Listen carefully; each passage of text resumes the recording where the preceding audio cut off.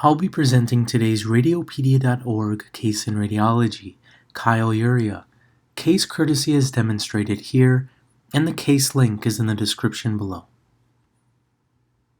Presentation: we have a 60-year-old male presenting with new onset hematuria and lower urinary tract symptoms.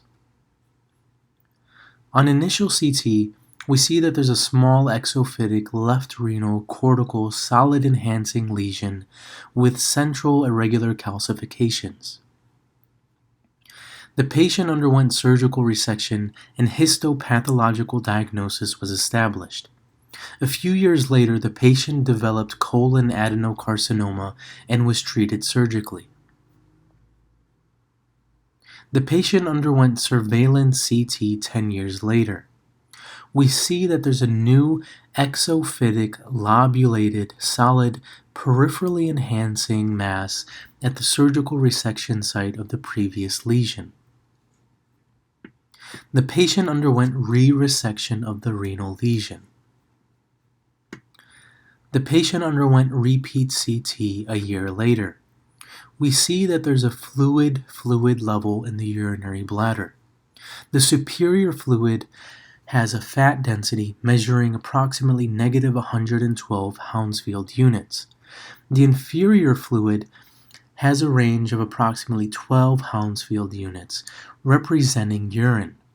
We also see that there's multiple urinary bladder stones. The histopathological diagnosis for this patient's primary left renal mass was renal cell carcinoma, chromophobe subtype. This subtype has the best prognosis but is uncommon. Open partial nephrectomy was performed for tumor removal. The patient developed local recurrence of renal cell carcinoma 10 years after resection. The recurrent mass was surgically removed.